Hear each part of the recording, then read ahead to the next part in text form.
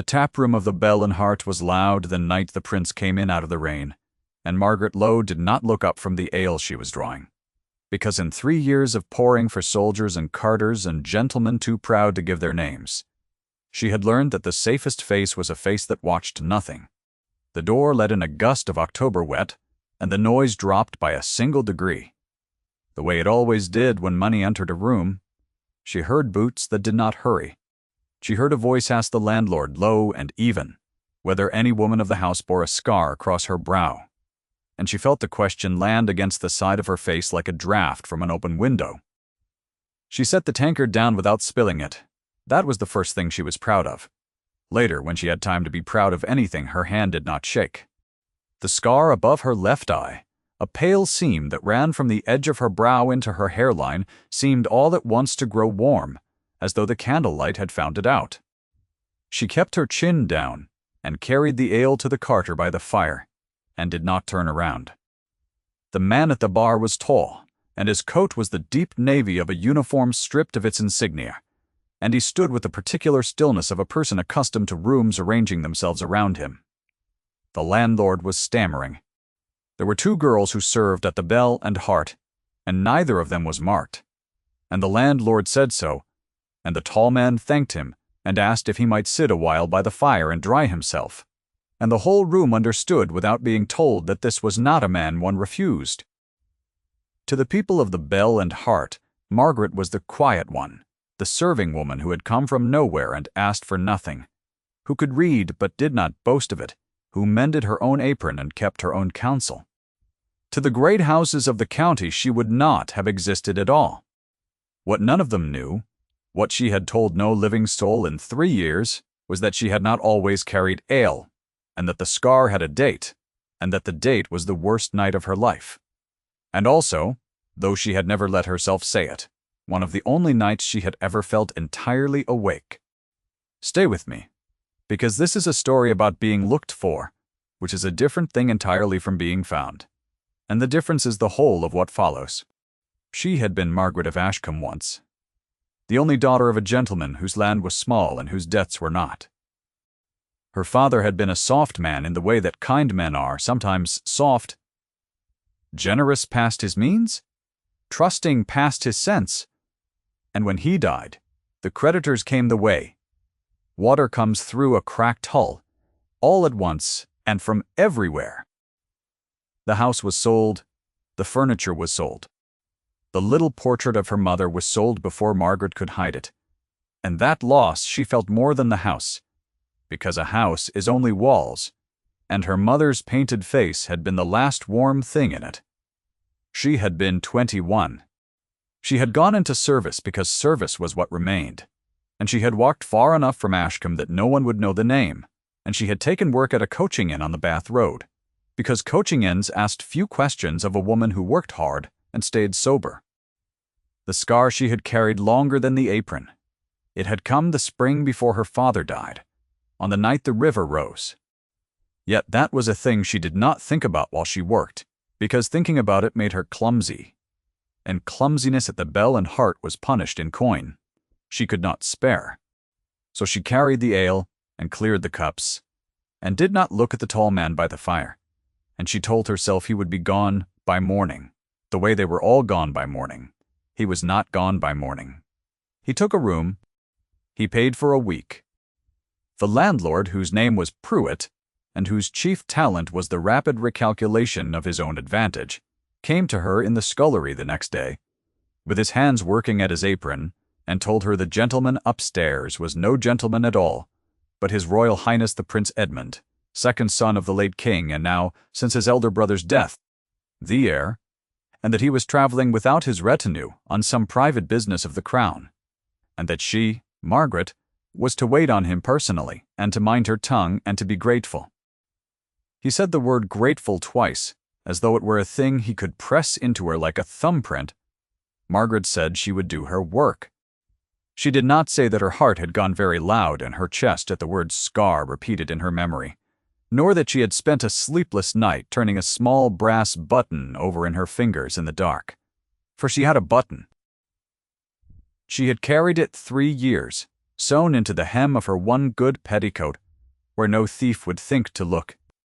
It was a uniform button, brass, with the worn impression of a crest she had never been able to read in full, and it had come off a coat in her hands on the night the river rose, when a man she had pulled from the black water had gripped her so hard that the button had torn loose into her palm. She had never known his name.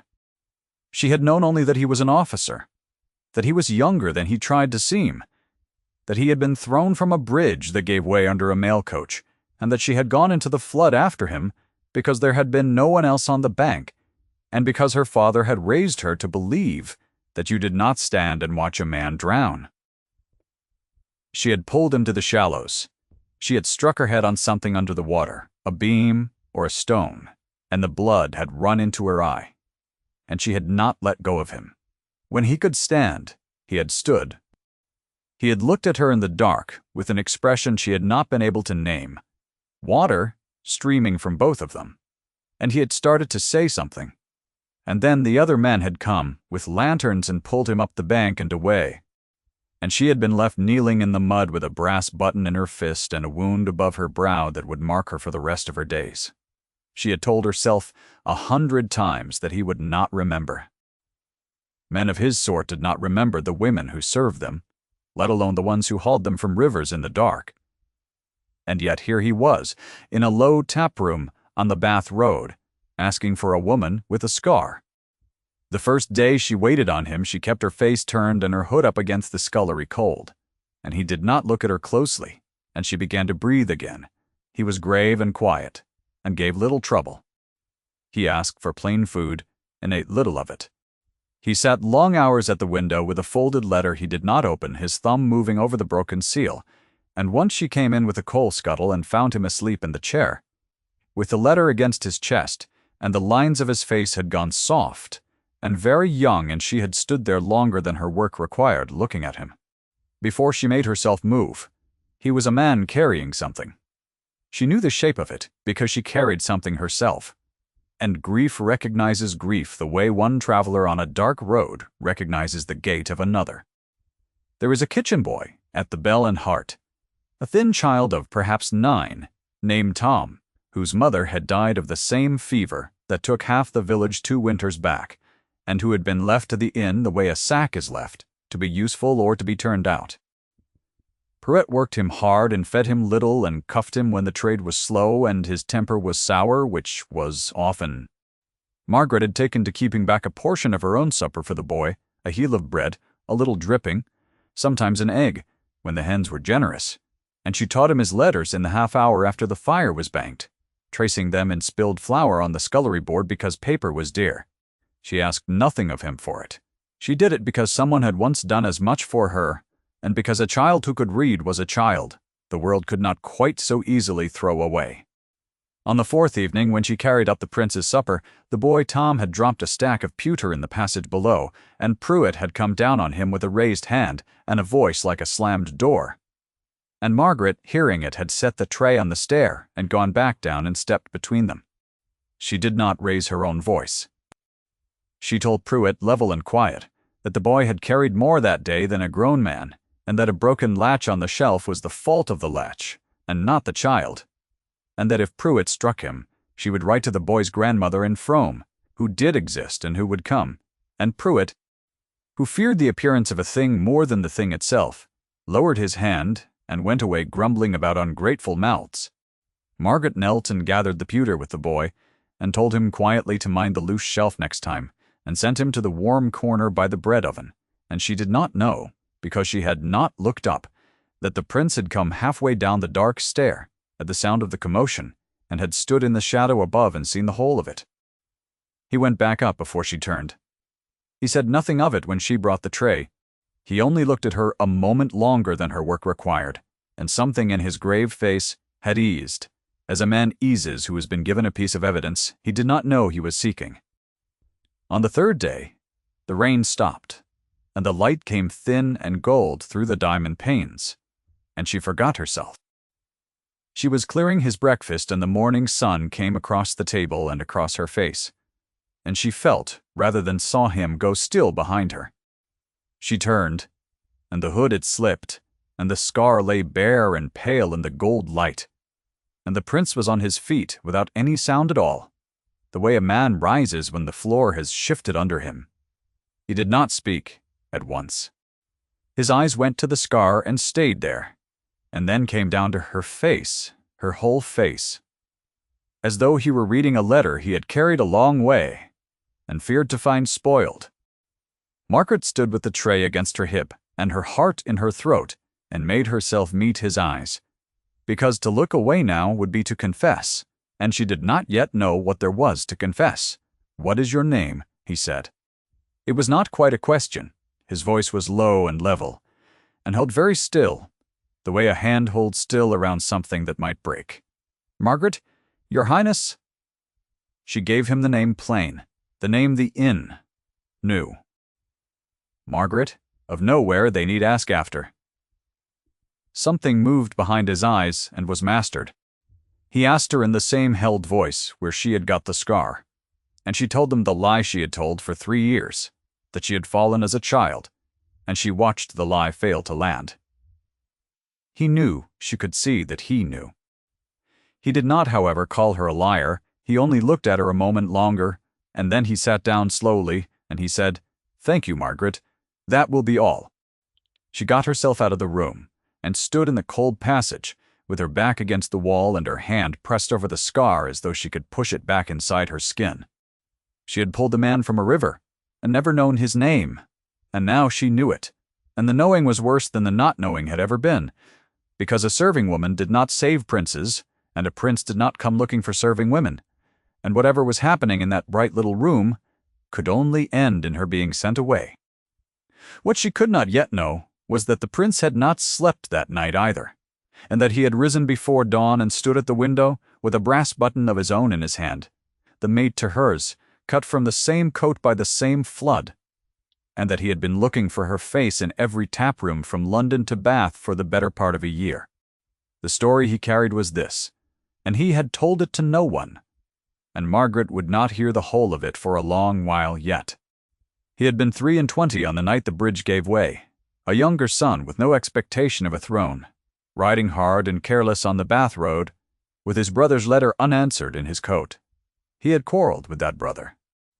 The quarrel had been small and stupid, and entirely his own fault, a matter of pride, and he had ridden off in a temper rather than make it right, and the letter in his coat had been his brother's attempt to mend things, and Edmund had not opened it, because opening it would have meant admitting he had been wrong. Then the bridge had gone, and the cold black water had closed over his head, and he had been certain, in the long, roaring dark, that he was about to die with that letter unread and that quarrel unhealed, and he had deserved it. And then a woman had come into the water after him. He had not seen her face clearly, only felt her hands, fierce and certain, dragging him toward the bank against a current that wanted them both. He had felt her body between him and the worst of the flood. He had felt the moment she struck her head, the small, terrible jolt of it, and felt her not let go. When he could stand, he had stood and he had turned to her, and the lantern light had caught a thread of blood running from a wound above her brow, and she had looked at him without fear and without deference, simply as one person who had decided another person would live. And in that moment, Edmund had felt something in himself break open that had been closed since the quarrel. Then his own men had hauled him away, shouting, certain he must be got to safety, and by the time he had fought free of them and turned back, the bank was empty, and the rain had swallowed everything, and the woman was gone. His brother had died of a fever within the year, the quarrel still unhealed. The letter Edmund had at last forced himself to open full of forgiveness he had not earned. And so Edmund had become the heir, and the heir could not ride careless on dark roads, and the heir could not go into rivers after strangers, and the heir was expected to marry where the crown directed, and to feel what the crown required him to feel. He had borne it. He had borne all of it, the mourning, and the duty, and the slow tightening of the world around him, and the one thing he had not been able to bear, the one thing he had set himself against every expectation to do, was to leave that woman in the river unthanked. He did not know her name, he knew only the scar. And he had decided with the quiet stubbornness that was the truest thing in him, that he would find her if he had to look into the face of every marked woman in England. That was why the Crown Prince searched the taverns of the Bath Road in a coat with no insignia. Not for a wife, for a debt he could not name and could not stop owing. He stayed a 4th day and a 5th. He found reasons. The roads were poor, he said. His business was delayed. The landlord Pruitt, scenting some advantage he could not yet identify, grew obsequious past bearing, and began to dress Margaret in the second girl's better apron, and to send her up with every tray. And Margaret, who understood Pruitt perfectly, said nothing, and went up with the trays, because the alternative was to refuse a prince, which no serving woman could do. And slowly across those days something began between them that neither of them named. He asked her to sit when she brought his supper, in the level voice that was not quite a command and not quite a request. "Sit down, Margaret. You have been on your feet since 5. She sat. He asked her what she read, having seen her with a book, and she told him, and he was surprised, and she watched him be surprised, and then be ashamed of his surprise, and she thought better of him for the shame. He spoke of his brother once, and only a single sentence, and then turned the talk away, and she let him turn it, because she knew the cost of being made to say more than you could bear. Her body knew before her mind would permit it. She became aware of exactly where he was in any room she entered, the way one is aware of a fire without looking at it. When he handed her a book, their fingers did not touch, and she felt the not touching like a held breath. One evening he stood to take the candle from her so that she need not reach, and his hand came over hers in the dark for the space of a single heartbeat, and she felt the warmth of it travel the whole length of her arm, and settle somewhere beneath her ribs, and she stood very still, and did not breathe until he had stepped back. He had felt it too. She knew he had felt it because he did not say anything at all, and a man who feels nothing always says something. The trouble came in the shape of a carriage, on the 6th day bearing the arms of the Dowager Princess. The prince's mother had not survived 4 sons, and the burying of 3 of them by being a woman who let her last living son vanish onto the Bath Road without sending after him. She arrived at the Bell and Hart with 2 outriders and a lady's companion, and the particular cold that very great ladies carry into low rooms, the cold of a person to whom the room itself is an affront. She was a small woman, the Dowager Princess Augusta, upright as a poker, her gray hair dressed high, and her gloved hands folded over the head of an ebony cane. She did not need to walk, but used to point. She came into the tap-room and looked at it once, and the looking was a verdict. She found her son at the window. She did not embrace him. She said in a voice pitched to Carrie that she had been told the most singular thing, that the heir to the throne had been playing at hide-and-seek in a tavern over a serving girl, and that she had not believed it, and that she saw now she had been wrong to disbelieve. She looked at Margaret, who had frozen in the doorway with a tray, and her eyes traveled from the scar to the apron and back, and she said the thing that Margaret had been waiting 3 years for someone to say aloud. "She is a tavern drudge with a ruined face. Whatever charity you imagine you owe her, Edmund, you may discharge it with coin and be done." The word drudge fell into the quiet room and lay there.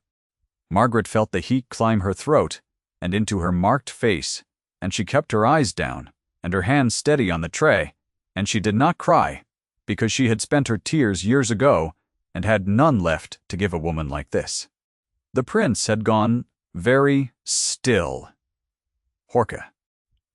His mother, though, was a dowager princess and a sovereign mother besides, and there are things a son does not do in a public room. And so he said only in a voice gone flat and dangerous that they would speak privately, and he took her up to a parlor, and Margaret was left to carry the tray to the carter and to feel the whole room deciding, all over again, exactly what she was.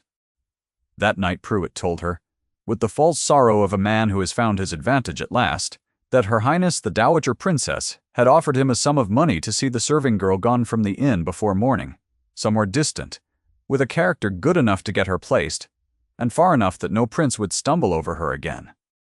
He named the sum. It was more money than Margaret would earn at the Bell and Hart in 5 years.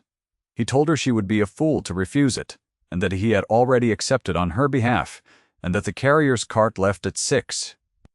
Margaret took the brass button from the hem of her petticoat and held it in the dark, and understood that she had been right all along. A serving woman did not save princes. She saved them, and then she was paid to disappear. And the saving and the paying were both simply the way the world ran, downhill like water. She sat a long while on the edge of her narrow cot in the cold attic room she shared with the second girl, who slept on heedless and easy, and she turned the button over and over until the worn brass took the small warmth of her fingers. The single tallow candle guttered, and she did not trim it. Below her the inn went quiet. By degrees the last carter gone to his bed, the fire settling, the timbers ticking as the night cold took them, and she counted the sounds the way she had counted them every night for 3 years, the sounds of a place that had sheltered her and never once been hers. She thought of the named sum Pruitt had given her, more money than 5 years of this, enough to begin again somewhere. No one had ever heard the word drudge. She thought of the carrier's cart in the yard with its patient horse, and of the road in the dark, and of how easy it would be, how clean, to be gone before the great people woke and save the trouble of being sent. She might have gone. She had almost decided to go. To stay was to be the cause of a quarrel between a prince and his mother, to be a stain on a man who had been nothing but grave and kind, to stand in a doorway again and again, while great ladies named her with words like drudge and ruined. Going was the easier thing, and Margaret had learned a great deal about the easier thing in 3 years of carrying ale. What turned her was not pride, and was not love, or not love only. It was the letter. She had seen it every day, the folded letter with the broken seal that he carried, and did not read, and she had understood it for what it was, a thing left unsaid to someone now beyond the saying of it, because she had one of her own, a last letter from her father, that she had never been able to burn and never been able to open. And it came to her, holding the button in the dark, that if she crept away at 6 in a carrier's cart and let herself be paid to vanish, she would be doing to the prince exactly what the world kept doing to her. She would be a thing he had once touched and then lost without a word. She would be one more empty bank in the rain. She would not do it. Whatever it cost her, she would not be a silence in another person's life. So at dawn, before the cart came, she went up to his door and she knocked. And when he opened it, unshaven and sleepless with the letter still in his hand, she did not curtsy, and she did not lower her eyes. She took the brass button from her palm and she held it out to him on her open hand, where the early light could find it. "I believe this is yours, Your Highness," she said. "It came off your coat in the river. I have kept it 3 years. I did not know your name until this week. I only knew that I would not have let you drown for any name in the world." The prince looked at the button on her hand, and then at the scar above her brow, and then he reached into his own coat and brought out its mate, brass, worn, cut from the same flood, and he held it beside hers so that the two lay together in the gold light, and Margaret understood that he had carried his exactly as long as she had carried hers. "I have looked for you for a year," he said very low. "Sit down. You are shaking." She was not shaking from cold. She sat anyway, because it was easier to be brave sitting, and he sat across from her with the 2 buttons between them on the small table, and for the first time he told her the whole of it, the quarrel and the unopened letter, and the brother dead with the matter unhealed, and how she had come into the water when there had been no reason on earth for her to come, and how he had turned back and found the bank empty and had not had even a name to grieve. He told it plainly, without ornament, the way he did everything. And when he had finished, he put his hand flat on the table beside hers, not touching, near enough that she could feel the warmth of it, and he said the thing she had not let herself want to hear. "I did not come to thank you, Margaret. I told myself I came to thank you. That was a coward's reason, and I am done with coward's reasons. I came because I have not stopped thinking of your face since the night I lost it. I want you, not your service, not your silence. You, It was the plainest thing anyone had said to her in her life, and it undid her, more than any speech could have, and she felt her own carefully kept composure go, not into tears, but into a kind of trembling honesty she had not permitted herself in years. She told him then about Ashcombe, about her father, about the portrait sold and the name set down and the 3 years of teaching herself to want nothing. She told him she had no fortune and no family, and a face the world had decided against. And he listened to all of it without once trying to mend it or soften it. And when she had done, he said only that the world had decided wrongly, as the world frequently did, and that he had spent his whole life being told what to feel, and had at last met the one thing he felt that no one had instructed. His hand turned on the table. Hers turned to meet it. Their fingers laced, slow, and neither of them looked away. And there was a long moment when the next thing might have been a kiss, when she felt him lean and felt herself lean, the air between them gone thin and warm. And then he stopped, his brow against hers, both of them breathing, and he drew back, because he was a man who had learned what it cost to take a thing before its time, and because what came next between them could not be undone, and he would not have it begun in a hired room with his mother, in the next parlor. Not like this, not stolen, not here, he said, his voice rough. Not like a thing to be hidden. When I claim you, Margaret, it will be where they all can see. She did not fully understand him then. She understood him 3 days later in the long gallery at Wycombe, where the Dowager Princess had summoned the county, for Augusta had not given up. Finding her son immovable and the serving girl unbribed, she had changed her ground, as clever generals do. If Edmund would not be parted from the creature by money or by reason, then he would be shamed out of her by spectacle.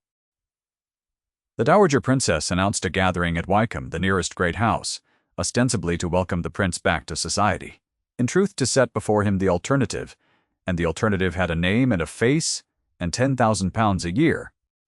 Lady Caroline Vere was the daughter of a marquess, and the diamond of 2 seasons, fair and poised, and entirely without unkindness, which made her somehow worse, because no one could fault her, and everyone could see that she was what a prince ought to marry. She had been told her whole life that she was the correct choice, and she believed it. The way one believes the sun will rise, calmly and without malice, and she was not wrong about the world. She was only wrong about Edmund. Margaret was brought to Wycombe because the prince insisted upon it, and the Dowager Princess permitted it because she had arranged for the permitting to be a humiliation. Margaret was given a gown, plain grey silk, decent and unremarkable, and she was placed among the lesser guests near the door, where the great people could observe the contrast between the marked serving woman in grey and the diamond and ice blue, and where the Dowager Princess intended Duxton. The prince's good sense would at last reassert itself, in front of everyone who mattered. The long gallery at Wycombe ran the length of the house, hung with portraits, and lit with what must have been 300 candles, the light pooling on bare shoulders and jewels in the polished floor, and at the far end, an orchestra played, and the whole brilliant length of it was a single instrument tuned to one purpose, which was the placing of every person present in their correct degree. The portraits along the walls were all of Vere's, generations of them, fair and certain and richly dressed, looking down on the company with the calm of people who had never once doubted their right to the floor they stood on.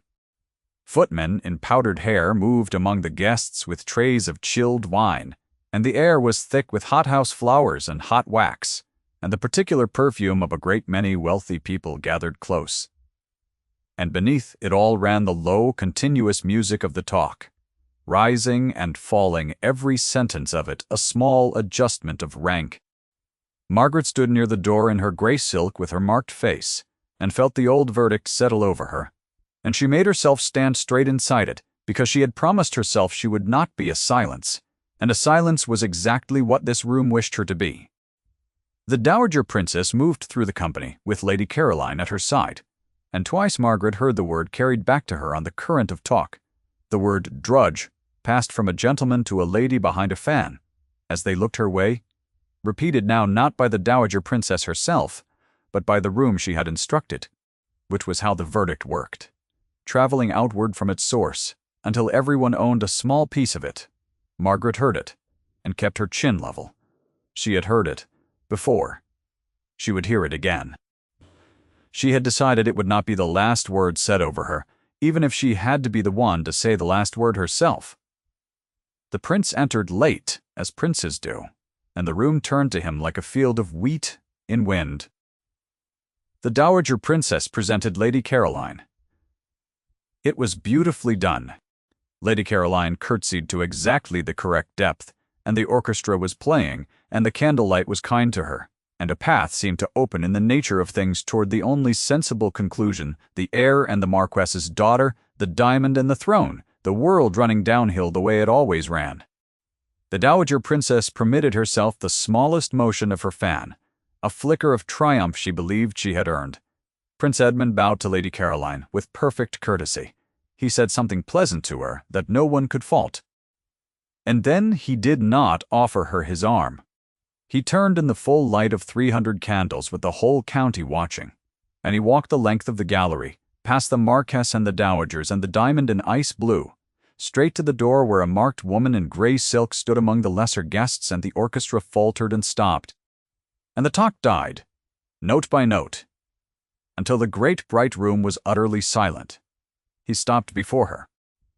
He took her hand, the one that had held the button, and he raised it. And in the silence he spoke so that every soul in that gallery heard him.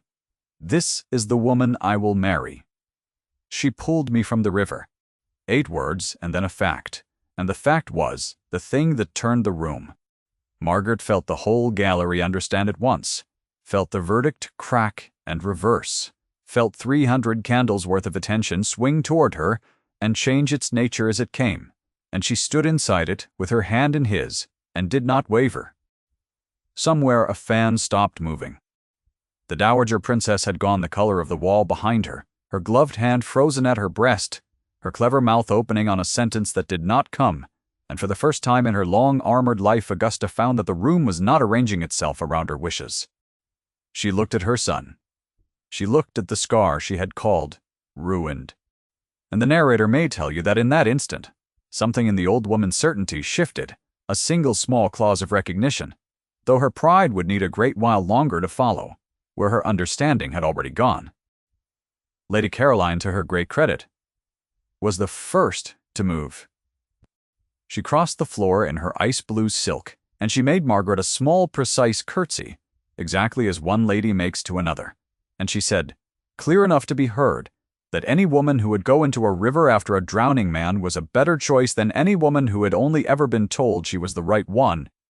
It cost her something to say it, and she said it anyway. And it was that more than the prince's 8 words that finally turned the last of the room, because the diamond herself had stepped aside and named the reason. And the county could hardly cling to a verdict the diamond had abandoned. The Dowager Princess left Wycombe that night. She did not, however, leave England, and she did not, in the end, cut her son off, because Augusta had buried 3 sons and was not, whatever else she was, a woman who would lose the 4th to her own pride. It took her until Christmas. Then at Christmas, a letter came to Wycombe in her hand, stiff and brief, and addressed to Margaret rather than to Edmund. And in it the Dowager Princess wrote that she had made inquiries, that she had learned the name of Low, and the manner of its ruin, and that a gentleman's daughter who had kept her dignity through 3 years of carrying ale was perhaps not the drudge an old woman had been too frightened to look at properly. It was not an apology. It was as near to one as a Dowager Princess could come, and Margaret, who understood the cost of saying more than you could bear, accepted it for what it was, and wrote back a kind reply, and that was the beginning of a peace between them that grew, slowly, into something neither had expected. They were married in the spring, not in a cathedral with the whole nation looking on, which would come later and which Margaret would endure for the crown's sake, but first and privately, in the small stone church at Whitcombe, with snow still lying in the lee of the wall, the way Edmund had wanted it. The 2 of them, and a handful of people who had earned the right to be there. He had her father's name restored in the register, Margaret Low of Ashcombe, so that she went to the altar as herself and not as a Tavern's nameless girl. And when the vicar asked and she answered, Her voice did not shake, and she was proud of that the way she had been proud of the steady tankard on the first night. Because steadiness, she had learned, was its own kind of courage, the kind no one ever gives a medal for. The coda of this, the warm last of it, was a small thing, as the truest things are small. That first winter at Wycombe, when the great house had been made theirs, and the fires were lit in rooms that had stood cold for years, Margaret sat one evening at a window seat with snow falling soft and steady against the dark glass. And Edmund came and sat beside her, and from his coat he took the 2 brass buttons, his and hers. The mates cut by the same flood, and he set them in her open palm together. They had been mounted, the pair of them, on a small velvet ground in a plain frame, the only ornament in a room a prince might have filled with gold, and he had hung it where the morning light would find it beside the window, above the chair where she liked to read. Not the crest, not the crown. 2 worn buttons and the story, only they knew. She closed her hand around them. Outside, the snow came down over the long Wycombe lawns and over the stone wall and over the road beyond it. The same Bath road where a tavern stood with the sign of a bell and a heart, where a quiet woman had once poured ale and asked for nothing and kept her own counsel. And Margaret thought of that woman without grief now. The way you think of a stranger you are glad to have left behind. She had been looked for. That was the thing she turned over in her hand in the firelight. The thing she had not had a name for on the first wet night, and had a name for now. Not found, which is luck. Looked for, which is a choice. Made and remade across a year of taverns by a man who could have had any face in England, and had wanted only hers. Edmund's hand closed over her closed hand, the buttons warm between their palms, and neither of them spoke, because the thing was past the need of speaking, and the fire moved on the walls, and the snow went on falling over the road that had brought them both here. And in the next room, someone had begun to play the old pianoforte that had stood silent at Wycombe for years, and the music came through the wall, the way warmth comes through a wall not seen, only felt, filling the house that was now, at last, and in plain truth, a home. If Margaret's journey has stayed with you, stay a moment longer in the quiet of it before you go. And if it moved you, leave a word of what you carried away. Thank you for staying until the end.